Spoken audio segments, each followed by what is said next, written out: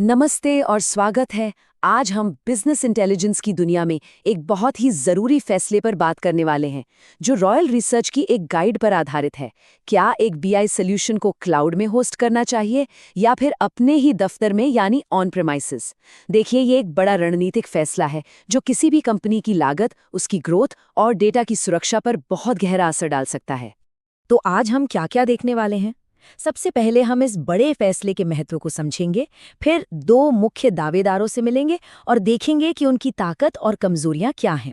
इसके बाद हम लागत और डेटा कंट्रोल के मामले में दोनों को तौलेंगे और आखिर में एक ऐसा फ्रेमवर्क देखेंगे जो सही रास्ता चुनने में मदद कर सके। तो चलिए शुरू करते हैं। पहला सेक्शन, बीआई का बड़ा फैसला। यहाँ ये समझना बहुत जरूरी है कि ये सिर्फ एक टेक्निकल चॉइस नहीं है। नहीं, ये एक ऐसा रणनीतिक फैसला है जो ये तय करेगा कि कोई भी संगठन आने वाले कल में अपने डेटा का इस्तेमाल कैसे करेगा और कितनी तेजी से आगे बढ़ेगा। इस फैसले को समझने का एक बहुत आसान तरीका है।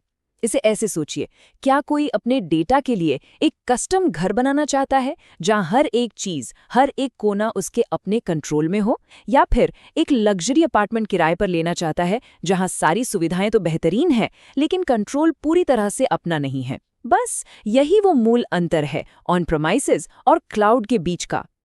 चलिए अब आगे बढ़ते हैं और इन दोनों दावेदारों से मिलते हैं, यानी बिजनेस इंटेलिजेंस को लागू करने के दो मुख्य तरीकों से, ऑन प्रेमाइसेस और क्लाउड आधारित बीआई। अच्छा, तो पहले बात करते हैं पारंपरिक मॉडल की, यानी ऑन प्रेमाइसेस बीआई। इसका मतलब बहुत सीधा है। सॉफ्टवेयर और पूरा का पूरा इंफ्रास्ट्रक्चर, जैसे कि सर्वर और डेटाबेस, सब कुछ संगठन की अपनी बिल्डिंग के अंदर ही होता है। वो इसे खुद ही मैनेज और मेंटेन करते हैं। मतलब हर चीज पर पूरा कंट्रोल उनके अपने हाथ में होता है, फिर चाहे वो सुरक्षा हो या कस्टमाइजेशन। लेकिन हाँ, इस कंट्रोल की एक कीमत भी होती है। और दूसरी तरफ है इसका आधुनिक मॉडल, क्लाउड आधारित बीआई। इसमें बीआई टूल्स और डेटा एनालिटिक्स को इंटरनेट के जरिए एक्सेस किया जाता है। ये सारी चीजें किसी third partly cloud service provider जैसे अमेज़न या गूगल के इंफ्रास्ट्रक्चर पर होस्ट की जाती हैं। तो अगर इसे संक्षेप में देखें तो यहाँ एक सीधी सी अदला बदली है। ऑन प्रेमिसेस आपको पूरा कंट्रोल और अपनी मर्जी से बदलाव करने की पूरी आज़ादी देता है, लेकिन इसकी शुरुआती लागत बहुत ज़्यादा होती है। वहीं दूसरी तरफ क्लाउड को आप अपनी ज़रूरत के हिसाब से बहुत आसानी से घटा या बढ़ा सकते हैं, और ये शुरू में काफ़ी सस्ता पड़ता है। लेकिन हाँ, अपने कीमती डेटा को किसी और के सर्वर पर रखने को लेकर सुरक्षा की चिंताएं भी हो सकती हैं। चलिए अब अपने तीसरे सेक्शन पर चलते हैं, स्केलेबिलिटी का मुकाबला। मतलब जब कोई संगठन बड़ा होता है या उसकी ज़रूरतें बदलती हैं, तो ये दोनों मॉडल उसे कैसे संभालते हैं। तो देखिए, सबसे ज़रूरी बात यह है कि ऑन प्रेमाइसेस में अगर आपको स्केल करना है तो आपको नया हार्डवेयर खरीदना पड़ेगा, जो एक काफ़ी लंबी प्रक्रिया है। जबकि क्लाउड में ज़रूरत के हिसाब से संसाधनों को बस कुछ ही क्लिक्स में एडजस्ट कर लिया जाता है। ऑन प्रेमाइसेस को स्केल करना अपने आप में एक चुनौती है। नया हार्डवेयर खरीदना महंगा भी है और इसमें समय भी बहुत लगता है। भविष्य में कितनी क्षमता की जरूरत पड़ेगी, इसका सही अनुमान लगाना लगभग नामुमकिन है। नतीजा, या तो संसाधन बेकार पड़े रहते हैं या जरूरत के समय उनकी कमी हो जाती है। और इसके ठीक उलट क्लाउड बीआई स्केलेबिलिटी के मामले में कहीं कहीं आगे है। ये आपको एक बेजोड़ लचीलापन देता है। संगठन अपनी घटती बढ़ती मांग को पूरा करने के लिए संसाधनों को तुरंत फौरन एडजस्ट कर सकते हैं, और वो भी बिना कोई बड़ा पैसा लगाए। मान लीजिए आज यूजर कम है तो कम संसाधन इस्तेमाल किए, कल 10 गुना बढ़ गए तो बस कुछ ही क्लिक्स में क्षमता बढ़ा ली। अब बात करते हैं पैसों की। हमारा चौथा सेक्शन है दो तरह की लागतों की कहानी। ये सिर्फ इस बारे में नहीं है कि क्या सस्ता है, बल्कि ये इस बारे में भी है कि आप भुगतान कैसे करते हैं, यानी कैपेक्स बनाम ओपेक्स। यहाँ जो मूल अंतर है वो ये है, ऑन प्रेमाइसेस में एक मुश्त बहुत ज़्यादा पूंजीगत खर्च होता है जिसे कैपेक्स कहते हैं। मतलब हार्डवेयर और लाइसेंस के लिए शुरू में ही बहुत पैसा खर्च करना पड़ता है। जबकि क्लाउड में एक अनुमानित चल रहा परिचालन खर्च होता है जिसे ओपेक्स कहते हैं। ये एक तरह से महीने के बिल जैसा है। अगर ऑन प्रेमाइसेस की लागत को देखें तो इसमें हार्डवेयर और सॉफ्टवेयर में एक बहुत बड़ा शुरुआती निवेश शामिल है, और इसके अलावा रखरखाव, अपग्रेड्स और इसे चलाने वाली आईटी टीम पर भी लगातार खर्च होता रहता है। तो ये एक लॉन्ग टर्म इन्वेस्टमेंट है जिसमें लागतें समय के साथ स्थिर हो जाती हैं। क्लाउड बीआई का कॉस्ट मॉडल बिल्कुल अलग है।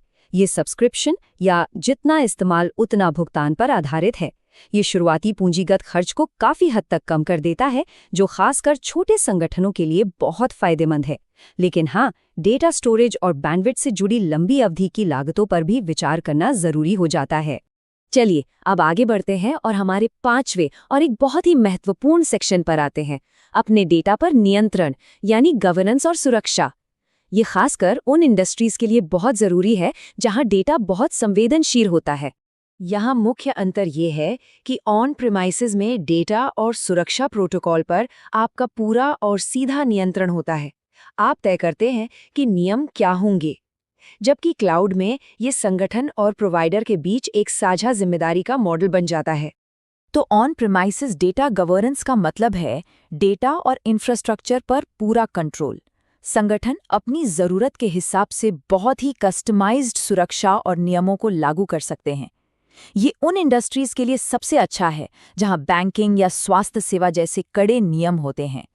क्लाउड बीआई में गवर्नेंस क्लाउड प्रोवाइडर्स की मजबूत सुरक्षा पर निर्भर करती है, जो आमतौर पर बहुत ही अच्छी होती है। लेकिन संगठन को ये पक्का करना होगा कि प्रोवाइडर उनके उद्योग के मानकों का पालन करता है या नहीं।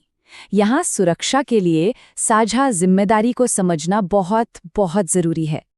ठीक है, अब जब हमने दोनों मॉडल्स को अच्छी तरह समझ लिया है, तो सवाल ये उठता है कि सही चुनाव कैसे किया जाए। रॉयल रिसर्च की गाइड के अनुसार हमारा छठा और अंतिम सेक्शन इसी पर है, फैसला लेने वालों के लिए एक फ्रेमवर्क। तो ये फ्रेमवर्क 5 मुख्य सवाल पूछता है। पहला, बजट क्या है? क्या एक मुश्त निवेश किया जा सकता है या महीने का खर्च बेहतर है? दूसरा, भविष्य में कितनी स्केलेबिलिटी की जरूरत होगी? तीसरा, डेटा कितना संवेदनशील है और उस पर क्या नियम लागू होते हैं? चौथा, क्या इसे संभालने के लिए अपनी आईटी टीम है? और पांचवा, लंबी अवधि की रणनीति क्या है? इन 5 सवालों के जवाब ही सही फैसले तक ले जाएंगे। तो सबसे जरूरी बात जो निकल कर आती है वो ये है कि कोई एक सही जवाब नहीं है।